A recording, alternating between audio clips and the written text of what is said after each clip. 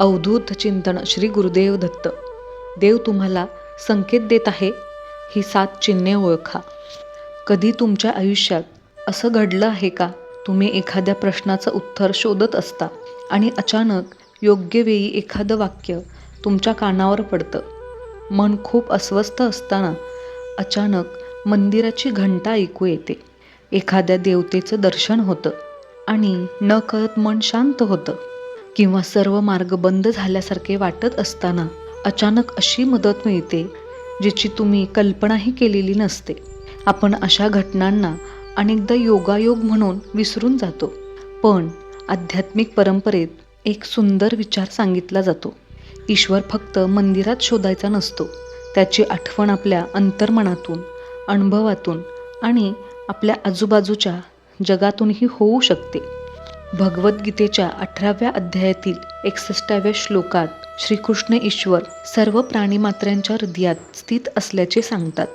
म्हणून आज आपण पाहणार आहोत अशी 7 चिन्हे जी अनेक भक्त ईश्वरी संकेत किंवा आध्यात्मिक जागृतीशी जोडून पाहतात. आणि यातील 7वं चिन्ह विशेष आहे, कारण ते आपल्या आयुष्यात अनेकदा घडतं, पण आपण त्याच्याकडे लक्षच देत नाही. 1. वारंवार पडणारी अर्थपूर्ण स्वप्ने. कधी एखादं स्वप्न जाग आल्यावरही बराच वेळ मनात राहिलं आहे का? मंदिर, देवतेचं दर्शन, दिव्य प्रकाश, शांत नदी, एखादा संत किंवा अत्यंत प्रसन्न वातावरण. भारतीय आध्यात्मिक परंपरेत स्वप्नांना काही ठिकाणी प्रतिकात्मक महत्त्व दिले गेले आहे, पण प्रत्येक स्वप्न भविष्यवाणी किंवा ईश्वरी संकेत असतो असं मानण्याची गरज नाही. अनेक स्वप्ने आपल्या आठवणी, भावना आणि दिवसभरातील विचारांमधूनही निर्माण होतात. तरीही एखादे शांत, सकारात्मक स्वप्न वारंवार येत असेल आणि त्यानंतर तुमच्या मनात भक्ती, सद्विचार किंवा चांगलं काम करण्याची प्रेरणा निर्माण होत असेल, तर त्या अनुभवांकडे एक प्रश्न म्हणून पहा. माझं अंतर्मन मला काय सांगण्याचा प्रयत्न करत आहे? कदाचित त्याच उत्तरात तुम्हाला पुढची दिशा सापडेल. 2. अंतरात्म्याचा शांत पण स्पष्ट आवाज. आपल्या आयुष्यात असे काही क्षण येतात जेव्हा बुद्धी एक गोष्ट सांगते, पण मनाच्या अगदी खोलवरून दुसरीच जाणीव होत असते. कधी अचानक जाणवतं हे योग्य नाही किंवा हा निर्णय घेण्याआधी पुन्हा विचार कर. आणि कधी अनेक दिवसांपासून न सुटणाऱ्या प्रश्नांचं उत्तर शांत बसल्यावर अचानक स्पष्ट होतं. अध्यात्मात अंतर्मुख होण्याला विशेष महत्त्व दिलं आहे, पण एक गोष्ट लक्षात ठेव, भीती आणि अंतर्मनातील शांत जाणीव यात फरक असतो. भीती मनात गोंधळ वाढवते, शांत विवेक मात्र आपल्याला विचार करण्यास भाग पाडतो. म्हणून मोठा निर्णय घेताना केवळ संकेत म्हणून लगेच निर्णय घेऊ नका. शांतपणे विचार करा, तथ्य तपासा आणि गरज असल्यास विश्वासू व्यक्तीचा सल्ला घ्या. 3. निसर्गात अचानक जाणवणारी विलक्षण शांतता. सकाळचा सूर्यप्रकाश, मंद वारा, पक्ष्यांचा आवाज, मंदिरातील घंटानाद किंवा एखाद्या शांत ठिकाणी बसल्यावर अचानक मनात निर्माण झालेली प्रसन्नता. निसर्गाकडे पाहताना अनेकांना ईश्वराच्या सृष्टीची जाणीव होते. आपण चिंता, काम आणि सततच्या विचारांमध्ये इतके गुंतलेले असतो की आपल्या आसपासचं सौंदर्य पाहायलाच विसरतो. पण कधी एखाद्या क्षणी निसर्ग तुमचं लक्ष वेधून घेतो आणि मन आपोआप शांत होतं. त्या क्षणाला घाईने चमत्कार म्हणण्याऐवजी थोडं थांबा. मनात म्हणा, देवा, या सुंदर क्षणाबद्दल धन्यवाद. कधीकधी कृतज्ञतेचा एक छोटासा क्षणसुद्धा आपल्या विचारांची दिशा बदलू शकतो. 4. अपेक्षा संपल्यावर मिळालेली अनपेक्षित मदत. आयुष्यात कधी असा काळ येतो, प्रयत्न करून झालेले असतात, मार्ग दिसत नसतो आणि आपण मनातून म्हणतो, आता काय करू? पण त्याचवेळी अचानक कोणीतरी मदतीला येतं. कधी मित्राचा फोन, कधी योग्य व्यक्तीशी ओळख, कधी एखादी नवीन संधी, तर कधी कोणीतरी सांगितलेलं एक साधं वाक्यच समस्येचा मार्ग दाखवतं. भक्त अशा प्रसंगांकडे अनेकदा ईश्वराच्या कृपेच्या भावनेने पाहतात, पण त्याहून सुंदर गोष्ट म्हणजे आज कुणीतरी तुमच्यासाठी मदतीचा हात बनला असेल. उद्या तुम्ही सुद्धा कोणासाठी तसाच हात बना.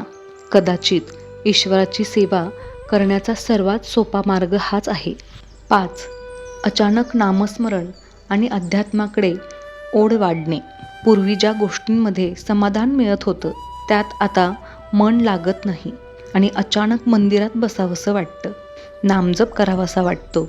भजन ऐकल्यावर मन शांत होतं, संतांचे विचार ऐकण्याची इच्छा होते. लोकांशी भांडण्यापेक्षा शांत राहावंसं वाटतं, मनात क्षमा वाढू लागते. आध्यात्मिक दृष्टीने हा बदल अत्यंत सुंदर मानला जातो. कारण खरी भक्ती केवळ पूजा किती वेळ केली यावर ठरत नाही, आपल्या स्वभावात किती चांगला बदल झाला हेही तितकंच महत्त्वाचं आहे. जर नामस्मरणामुळे तुमच्यात संयम, दया, प्रामाणिकपणा आणि कृतज्ञता वाढत असेल तर त्या बदलाला जपा. 6. कठीण अनुभवातून आयुष्याचा मोठा धडा मिळणे. आपण अनेकदा देवाकडे एकच प्रार्थना करतो, माझ्या आयुष्यात सगळं माझ्या मनासारखं होऊ दे. पण प्रत्येक गोष्ट आपल्या मनासारखी होत नाही. एखादी संधी हातातून जाते, एखादा प्रयत्न अपयशी ठरतो, एखादी योजना पूर्ण होत नाही. त्या क्षणी आपल्याला फक्त निराशा दिसते. पण काही महिन्यांनी मागे वळून पाहिल्यावर कधी जाणवतं, त्या अनुभवामुळेच मी काहीतरी महत्त्वाचं शिकलो. प्रत्येक दुःख ईश्वरानेच दिले आहे असे म्हणणे योग्य नाही, पण कठीण अनुभवातून शिकण्याची शक्ती आपण नक्की मिळवू शकतो. स्वतःला विचारा, या अनुभवातून मी काय शिकलो? कधीकधी हाच प्रश्न संकटाला धड्यात बदलतो. 7. योग्य वेळी योग्य गोष्ट समोर येणे. आणि आता 7वं चिन्ह. कधी तुम्ही एखाद्या प्रश्नाने खूप अस्वस्थ असता आणि अचानक एखादं पुस्तक उघडता, त्याच विषयावर विचार मिळतो. एखाद्या व्यक्तीशी सहज बोलता आणि तिचं एक वाक्य तुम्हाला दिशा देतं. एखादा भजनाचा व्हिडिओ समोर येतो आणि त्यातील विचार नेमका त्या क्षणी तुमच्या मनाला आवश्यक असतो. हे योगायोगही असू शकतात, पण श्रद्धाळू मन अशा क्षणांकडे कृतज्ञतेने पाहू शकतं. कारण प्रश्न हा नसतो की प्रत्येक घटना चमत्कार आहे की नाही. खरा प्रश्न असा आहे, त्या घटनेमुळे तुम्ही अधिक शांत, विवेकी आणि चांगले व्यक्ती बनत आहात का? जर उत्तर हो असेल तर त्या अनुभवाचा अर्थ तुमच्यासाठी नक्कीच मौल्यवान आहे. लक्षात ठेवा, ईश्वराची अनुभूती प्रत्येकाला एकाच पद्धतीने येईल असं नाही. कोणाला ती नामस्मरणात जाणवते, कोणाला सेवेमध्ये, कोणाला मंदिरात, कोणाला निसर्गात, तर कोणाला दुसऱ्याच्या चेहऱ्यावरच देव दिसतो. म्हणून आयुष्यात घडणाऱ्या प्रत्येक घटनेला घाबरून हा कोणता संकेत असा अर्थ लावण्याची गरज नाही. त्याऐवजी मन शांत ठेवा, श्रद्धा ठेवा, पण विवेकही ठेवा. नामस्मरण करा, पण आपले कर्तव्यही करा. प्रार्थना करा आणि योग्य प्रयत्नही करत राहा. कारण भक्ती आपल्याला भीतीकडे नाही तर शांती, सदाचार आणि योग्य कर्माकडे घेऊन जाणारी असावी. आणि आजच्या या 7 चिन्हांपैकी एखादा अनुभव तुम्हालाही आला असेल तर कमेंटमध्ये तुमचा अनुभव नक्की सांगा. आणि आपल्या गुरुदेवांप्रती श्रद्धा व्यक्त करण्यासाठी कमेंटमध्ये लिहा श्री गुरुदेव दत्त. अशाच भक्तिमय आणि आध्यात्मिक व्हिडिओसाठी स्वामी भक्ती विथ वृंदाज मॉम या आपल्या परिवाराला सबस्क्राईब करा. श्री स्वामी समर्थ. धन्यवाद.